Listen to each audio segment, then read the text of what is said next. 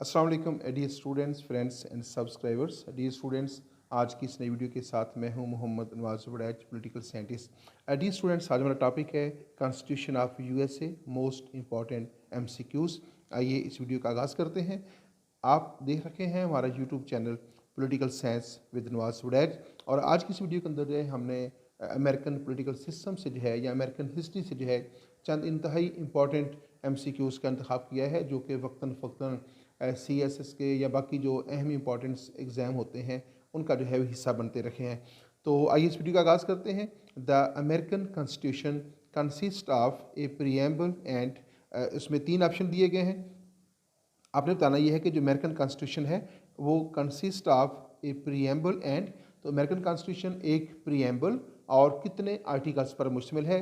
4 option दिए गए हैं, 7 आर्टिकल्स, 11 आर्टिकल्स, 15 आर्टिकल्स और नन ऑफ देम। तो करेक्ट आंसर है 7 आर्टिकल्स। तो अमेरिकन जो कॉन्स्टिट्यूशन है that consist of 1 preamble and 7 articles. तो अमेरिका का कॉन्स्टिट्यूशन दुनिया का शार्टेस्ट कॉन्स्टिट्यूशन भी कहलाता है, क्योंकि ये सिर्फ 7 आर्टिकल्स पर मुश्तमिल है। नेक्स्ट हमारे पास क्वेश्चन है, the number of amendments which adopted in 1791 वर 10, 15 और 19। तो आपने बताना ये है कि अमेरिकन कॉन्स्टिट्यूशन के अंदर जब 1791 के अंदर जो है 1791 में जो अमेंडमेंट्स की गई थी उनकी तादाद कितनी थी। The number of amendments which adopted in 1791 were 10। The correct answer is 10। तो उसमें 10 जो है वो अमेंडमेंट्स की गई थी, और इन 10 अमेंडमेंट्स का तल्लुक जो है शहरियों के जो फंडामेंटल राइट्स हैं, जो बेसिक राइट्स थे, उनके साथ था। तो इसलिए पहली 10 तरमीम के ज़रिए शहरियों के बुनियादी हुकूक को जो है अमेरिकन आइन का हिस्सा जो है वो बना दिया गया था। नेक्स्ट क्वेश्चन है, इन 1787 the original constitution of USA was adopted by the convention held at Washington, या वाशिंगटन डीसी कह सकते हैं, फिलाडेल्फिया और New York. The correct answer is Philadelphia. तो 1787 को जो है जब अमेरिकन फेडरेशन या अमेरिकन कॉन्स्टिट्यूशन का ड्राफ्ट तैयार करने के लिए कन्वेंशन बुलाया गया था, और वो कन्वेंशन कहाँ पे मुनक्कद हुआ था, तो वो कन्वेंशन जो है फिलाडेल्फिया में हुआ था, और इसमें जो 13 रियासतें थीं उस वक्त अमेरिका की, उसमें से 55 नुमाइंदे जो थे उन्होंने उसमें पार्टिसिपेट किया था, और ये कन्वेंशन फिलाडेल्फिया के मुकाम के ऊपर 1787 को जो है वो कंडक्ट हुआ था। और नेक्स्ट हमारे पास क्वेश्चन है, in USA constitution the resident powers are vested in federation, states और डिस्ट्रिक्ट्स। आपने बताना ये है, पहले तो आपको ये पता होना चाहिए कि अमेरिका का जो कॉन्स्टिट्यूशन है वो फेडरल फॉर्म ऑफ गवर्नमेंट वहाँ पे पाया जाता है, और फेडरल फॉर्म ऑफ गवर्नमेंट के अंदर जो पावर्स होती हैं वो फेडरेशन और फेडरेटिव यूनिट्स के दरमियान तकसीम कर दी जाती हैं। तो जो फेडरल फॉर्म ऑफ गवर्नमेंट होता है उसमें अख्तियारात की मुख्तलिफ लिस्टें तैयार की जाती हैं, जिस तरह फेडरल जो अफेयर्स हैं उनकी लिस्ट होती है, प्रोविंशियल अफेयर्स की लिस्ट होती है, रेजिडेंट पावर्स होते हैं, कंकरेंट लिस्ट होती है। तो उसमें से एक रेजिडेंट पावर्स होती हैं जिनको बाकी मानदा अख्तियारात कहा जाता है। ये वो अख्तियारात होते हैं जिनका जिक्र ना तो फेडरल लिस्ट में होता है ना प्रोविंशियल लिस्ट में होता है, और उनसे जो अख्तियारात बच जाते हैं उनको हम रेजिडेंट पावर्स कहते हैं। तो आपने बताना ये है कि अमेरिकन कॉन्स्टिट्यूशन के अंदर वो रेजिडेंट पावर्स जो हैं वो किसके हवाले की गई थी। The correct answer is states, यानी अमेरिका की जो स्टेट्स हैं उनको जो है रेजिडेंट पावर्स दी गई थी, यानी अमेरिका की जो फेडरेटिव यूनिट्स हैं उनके पास रेजिडेंट पावर्स रखी गई थी। नेक्स्ट क्वेश्चन है, the USA constitution is based on the theory of social contract, theory of socialism, theory of separation of powers. The correct answer is theory of separation of powers. अगर ये कहा जाए कि American आइन की जो बुनियाद है वो थ्योरी ऑफ सेपरेशन पावर्स के ऊपर रखी गई है, जो कि मॉन्टेस्क्यू ने, जो कि एक फ्रेंच पॉलिटिकल फिलासफर था, उसने पेश की थी। तो ये बात बिल्कुल अपनी अपनी जगह के ऊपर दुरुस्त है। तो अमेरिकन जो कॉन्स्टिट्यूशन है that is based on the theory of separation of powers. Separation of powers ये है कि जो हुकूमत करने के जो अख्तियारात हैं उन्हें अमेरिका के अंदर अमेरिकन कांग्रेस, अमेरिकन प्रेसिडेंट और अमेरिकन सुप्रीम कोर्ट जो है उनके दरमियान तकसीम कर दिया गया है, और इन दारों को एक दूसरे से अलग अलग रखा गया है। तो इसको जो है theory of separation of power कहा जाता है। हमारे पास नेक्स्ट क्वेश्चन है, the USA supreme court was created by the original constitution of 1789, 1791 और 1799। तो आपने बताना ये है कि अमेरिका की जो सुप्रीम कोर्ट है उसको कब कैंप किया गया था। तो वो अमेरिका का जो ओरिजिनल कॉन्स्टिट्यूशन है 1789 के अंदर जो है अमेरिकन सुप्रीम कोर्ट को जो है उसकी बुनियाद रखी गई थी। नेक्स्ट क्वेश्चन हमारे पास है, the Watergate affairs scandal was related with President Kennedy, President Carter, President Nixon or none of this. The correct answer is President Nixon. तो जो वाटर गेट स्कैंडल था वो अमेरिकन प्रेसिडेंट निक्सन जो है उसके ख़िलाफ़ जो है मंजर यहाँ पर आया था और इसी स्कैंडल से मुतासर होकर जो है निक्सन को रिज़ाइन देना पड़ा था। नेक्स्ट हमारे पास क्वेश्चन है, President Kennedy was impeached, assassinated, hanged or none of this. आपने बताना ये है कि अमेरिका का जो प्रेसिडेंट था जॉन एफ कैनेडी जो है उसका मुआवजा करके उसको बरतरफ किया गया था, उहदे से हटा दिया गया था, या उसकी असैसिनेशन कर दी गई थी, या फिर उसको फांसी पे लटकाया गया था। क्या इसमें से कोई भी ऑप्शन दुरुस्त नहीं है? The correct answer is second option is the correct option, assassinated.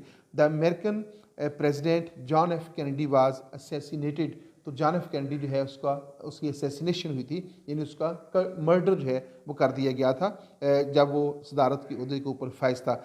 और नेक्स्ट क्वेश्चन है, the principle of checks and balance in USA has forced to work together the three organs of the government, the national and state governments. The first option is the correct option.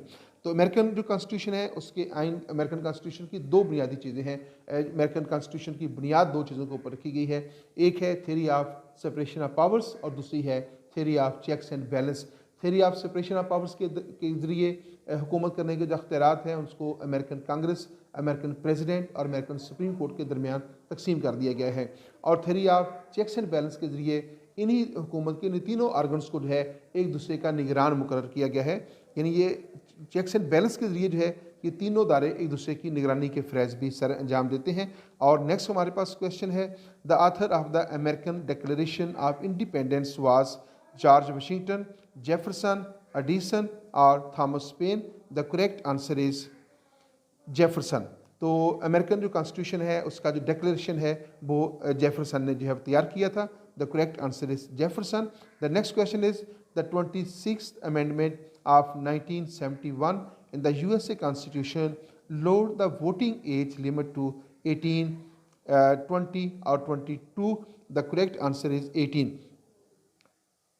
1971 के अंदर जो है 1971 में American आइन के अंदर जो है 26th अमेंडमेंट की गई थी और इस 26th अमेंडमेंट के ज़रिए क्या हुआ कि वोटर की जो एज लिमिट है वो 20 साल से कम करके 18 साल कर दी गई थी। तो इससे पहले वोटर की जो एज लिमिट है वो 20 ईयर्स थी और उसको कम करके जो है फिर 18 साल मुकर्रर कर दी गई है।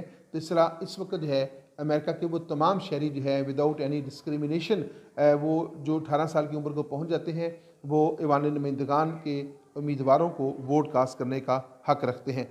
और नेक्स्ट क्वेश्चन है, the USA Congress seats at place in Washington DC is called Capitol Hall, 10 Downing Street, White House. The correct answer is Capitol Hall. American Congress जो है जो कि अमेरिका की लेजिस्लेचर है वो उसका जो ऑफिस है अमेरिकन कांग्रेस की जो बिल्डिंग है that is called capital hall और ये वाशिंगटन डीसी में जो है वो कैंप की गई है। और नेक्स्ट क्वेश्चन की तरफ चलते हैं। हमारे पास नेक्स्ट क्वेश्चन है, the first 10 amendments in the constitution of USA in 1791 are known as Bill of Justice, Bill of Rights and Bill of Separation of Powers. The correct answer is Bill of Rights.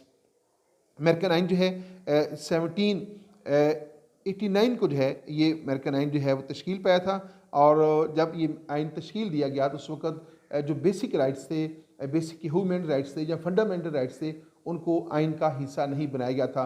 तो बहुत जल्द जो है आइन साज़ों को इस गलती का एहसास हुआ कि जो फंडामेंटल राइट्स हैं उनको लाजमी तौर पे रिटन शेप के अंदर जो है आइन का हिस्सा होना चाहिए। तो उन्होंने फिर 1791 के अंदर जो है आइन के अंदर 10 तरामीम की और उन 10 तरामीम के ज़रिए बेसिक राइट्स को आइन का हिस्सा बना दिया गया था। तो वो जो 10 तरामीम है उनको कहा जाता है बिल ऑफ राइट्स। वो बिल ऑफ राइट्स जो है वो बेसिकली शहरियों के बुनियादी हुकूक के तहफ़्फ़ुज़ का बिल है जिसको 1791 के अंदर है फर्स्ट अमेंडमेंट के ज़रिए अमेरिकन आइन का हिस्सा जो था वो बनाया गया था। और नेक्स्ट हमारे पास क्वेश्चन है, the American president election takes place in September, October, November और none of this December. The correct answer is November. याद रखिएगा कि अमेरिका के अंदर जो प्रेसिडेंशियल इलेक्शन होते हैं वो हर 4 साल बाद नवंबर में जो है मुनक्कद होते हैं। और कौन सा 4 साल बाद, जो कि लीप ईयर होता है। तो हर 4 साल बाद जो लीप ईयर होगा उसको अमेरिका के अंदर नवंबर में जो है, यानी नवंबर के पहले सोमवार के बाद जो आने वाला मंगल होता है उसको इलेक्शन होते हैं। ये जो कैलेंडर ईयर है 2024, ये लीप ईयर है और इस साल जो है नवंबर में अमेरिका के अंदर प्रेसिडेंशियल इलेक्शन होने जा रहे हैं। और अमेरिका के अंदर जो प्रेसिडेंशियल इलेक्शन होने जा रहे हैं उसकी कंपेन जो है बाकायदा तौर पे शुरू कर दी गई है और ये प्रोसेस चलता रहेगा। और जुलाई और अगस्त के अंदर जाकर जो है दोनों पार्टियों के, यानी रिपब्लिकन पार्टी के और डेमोक्रेटिक पार्टी के जो फाइनल कैंडिडेट्स हैं, जो प्रेसिडेंशियल कैंडिडेट्स होंगे वो सामने आ जाएंगे और फिर बरह रास्त जो है उन दोनों के दरमियान कंपेन का सिलसिला शुरू हो जाएगा। लेकिन जो प्राइमरी सतह के ऊपर जो कंपेन चलती है उसका सिलसिला शुरू हो चुका है। और इस हवाले से अमेरिका का जो प्रेसिडेंशियल इलेक्शन है वो दुनिया का कंपेन के हवाले से ऐसा इलेक्शन होता है जो सबसे लंबी कंपेन जो है उसके लिए चलाई जाती है। कमोबेश 1 साल के ऊपर जो है प्रैक्टिकली मुख्तलिफ मराहल के ऊपर ये कंपेन जो है मुश्तमिल होती है। तो अमेरिका के अंदर हर 4 साल बाद नवंबर के पहले सोमवार के बाद आने वाले मंगल को सदारती इलेक्शन का इनेकाद होता है और इस साल नवंबर में ये इलेक्शन जो है वो कंडक्ट होंगे। Which state refused to ratify the constitution until a bill of right had been granted? तो जब 1791 के अंदर जो है, जब 1789 के अंदर जो है अमेरिका का कॉन्स्टिट्यूशन जो था उसको फ्रेम किया गया और उसके बाद ये कंडीशन रखी गई थी कि अगर सॉरी मैं इसको थोड़ा सा मज़ीद बेहतर कर देता हूँ। जब अमेरिकन जो कॉन्स्टिट्यूशन है इसका जो मसवदा था ये 1787 के अंदर जो है तैयार किया गया और उसकी तैयारी के बाद जो है इसको उस वक्त जो 13 रियासतें थी जो कन्फेडरेशन का हिस्सा थी, जिन्होंने बरतानवी तसल्लुत से आज़ादी हासिल की थी, उनके पास भेजा था। और ये शर्त रखी थी कि अगर इन 13 रियासतों में से 9 रियासतें जो हैं इसकी रेटिफिकेशन कर देती हैं, इसकी तस्दीक कर देती हैं, तो अमेरिकन वफाक जो है वो कायम हो जाएगा। तो इस तरह जो है इत्तेफाक ये हुआ कि 13 में से 9 रियासतों ने इसकी रेटिफिकेशन कर दी और यूनाइटेड स्टेट्स ऑफ अमेरिका के नाम से वफाक कायम हो गया। लेकिन जो ये जो रियासत है नॉर्थ कैरोलिना जो है, नॉर्थ कैरोलिना जो स्टेट थी, इसने ये शर्त रखी कि जब तक अमेरिकन आइन के अंदर जो बिल ऑफ राइट्स है, जो बुनियादी हुकूक हैं, वो शामिल नहीं किए जाएंगे उस वक्त तक वो इस आइन की रेटिफिकेशन नहीं करेगी। और जब अमेरिकन आइन के अंदर जो है बुनियादी हुकूक को शामिल कर दिया गया और बिल ऑफ राइट्स को मंजूर कर लिया गया, तो उसके बाद जो है जो नॉर्थ कैरोलिना है उसने फिर अमेरिकन फेडरेशन का हिस्सा बनने का फैसला किया था। दोबारा सुनिएगा, which state refuse to ratify the constitution until a bill of rights had been granted? The correct answer is North Carolina.